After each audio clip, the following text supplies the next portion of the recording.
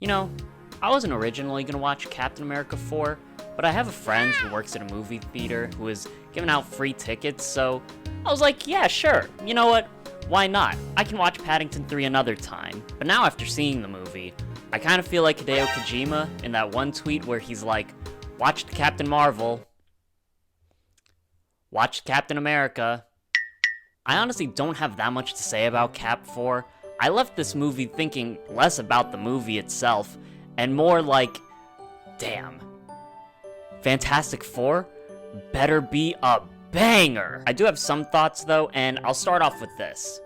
I do feel pretty bad for Anthony Mackie. He seems like a good guy who's genuine and has a lot of care and enthusiasm for the character of Captain America. My main worry is that this movie is gonna either underperform or fail in some respect, and Anthony Mackie is gonna be used as a scapegoat, but it does seem like this movie is at least doing pretty well financially. Honestly, with all the controversy and turmoil surrounding this movie, it's a miracle that this is even, like, half coherent. So that's a good sign and an indicator that people do want to see more of Anthony Mackie as Captain America. But that doesn't change the fact that he deserves to be in something better, something that had more care put into it and didn't need to go through multiple different reshoots despite what the director may say. And watching this movie, it's very clear this is a movie that's 3 years too late at least, and also that Falcon and the Winter Soldier could have just been Cap 4. For all the issues that I may have with this show, I do think that it could have benefited from being condensed into like a 2-hour movie. At least there was something there with that show. With this movie, there is a clear lack of vision, and I'm not just talking about that vision.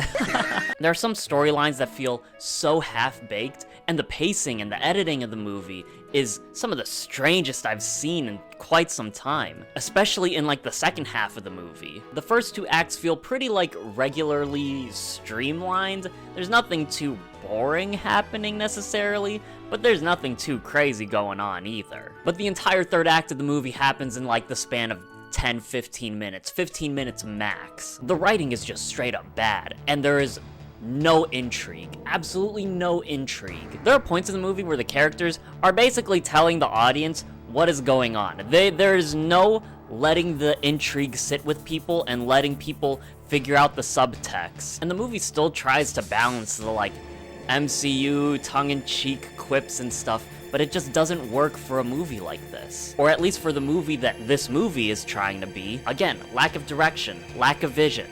No, not that vision, but yes, there is a lack of that vision anyway. Besides Anthony Mackie and Harrison Ford, the acting performances are also, at best, just kind of like, they're alright, they're passable, but at its worst, it made me want to just like shrivel up in my seat. There seems to be an interesting pattern in Hollywood where Zionist former IDF soldiers also happen to be bad actresses. If these motherfuckers are really locked in, they could have just put Sharon Carter in the movie instead of adding this Zionist character that they're trying to backtrack from in the reshoots, but you know what? I digress. The movie also spends a lot of time trying to build up this conspiracy that, again, isn't all that intriguing and isn't anything that's groundbreaking even within the MCU. And audiences can't even get themselves to be intrigued about it because everything gets spelled out for them halfway through the movie. But even if there was something really compelling with the intrigue, the reveal ends up falling flat because the big reveal is that Harrison Ford turns into the Red Hulk. And that's not even a spoiler, it's right here in the trailer. It's on the poster. The poster is right here with Red Hulk. So when our 10-minute third act starts and he finally turns into Red Hulk, it's like, ooh, scary. Yeah, this movie is not that good. It has a solid performance or two, and it has a decent action sequence or two, but there's nothing about this movie that's as intriguing as it tries to make itself out to be. And I want to dive a little bit deeper into something that I said earlier. Fantastic Four better be a banger. Oh my god, yes, that is so true. You're so handsome, and oh my god, your hair looks so good right now. Watching Cap 4 has only reaffirmed to me how much is at stake for Marvel and the MCU with the new Fantastic Four movie. I'll put it this way. If the Fantastic Four movie isn't at the very least good, then it's a wrap. It's game over for the MCU. 2025 is such an important year, not only for Marvel, not only for DC, but for superhero movies in general. But just to focus on the MCU in this video, if the Fantastic Four movie isn't at least good, then there needs to be a major shakeup with the MCU, and if it's not good, it's going to get audiences to care less about the following Avengers movies. Ever since superhero movies started to really pop off in like the early 2010s, we've heard about this thing called superhero fatigue. And maybe this is me being a little bit biased, but I think that superhero fatigue is the fakest shit. It's such a fraudulent, bullshit ass statement. If superhero fatigue was a real thing, these movies would have been extinct by 2007. Everybody likes superheroes whether they realize it or not.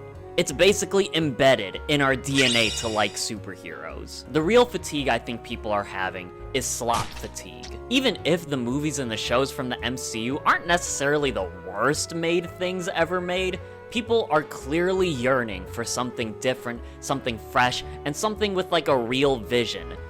There we go, there's Vision. Hey, what's up, Vision? With Daredevil and Thunderbolts coming out beforehand and looking pretty good too, it doesn't even matter because everything is still riding on the Fantastic Four being the thing that restores the joy in people. Not only are the Fantastic Four like the fresh new faces of the MCU, but they're also the flagship names for Marvel itself. Like, it's very arguable that the big three of Marvel before the MCU was Spider-Man, the X-Men, and the Fantastic Four. Because of the Fantastic Four being such a household name for Marvel, this movie has to be the thing that offers something new and fresh for audiences, and is the movie that steers the MCU in a much clearer direction. And I think Marvel even realizes this, especially because they are going in that Secret Wars direction. Because if they can get people to hop back onto the bandwagon, then cool, great, they can keep the current MCU as it is and go forward in whatever direction they may have for it. But if we're talking worst case scenario and people still aren't fully invested in the MCU by the time Doomsday comes out, then at least they have Secret Wars as their get-out-of-jail-free card, and they can use that movie to be the definitive end of the MCU as we know it, and just, like, fucking reboot it, I guess. However, just based on the small amount of footage we've seen of the Fantastic Four,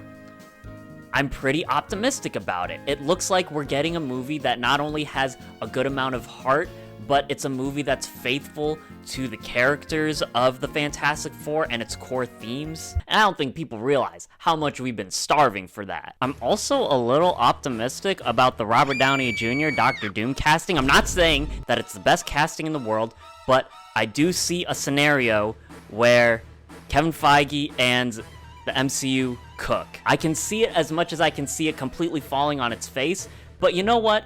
I'm gonna remain hopeful. I'm gonna be hopped up on the hopium here because you know what? Sometimes we need to do that. We need that hopium to get through life. And yeah, we may not be off to the best start with Cap 4, but Daredevil looks really good, Thunderbolts looks really fun, and Fantastic Four does look fantastic. Anyways, I'm feeling a 4 for Captain America 4. It's a lot of 4s in this video. And my hope for Fantastic Four, I'm feeling an 8. Thank you guys for watching, as always. Make sure you leave a thumbs up if you enjoyed this video. Make sure you subscribe to keep up with more videos. Leave a comment, let me know what you thought about Cap 4 if you've seen it. Let me know what you think about the Fantastic Four trailer. Let me know your main and Marvel Rivals and stuff. I'm probably just gonna hop on and play that right now.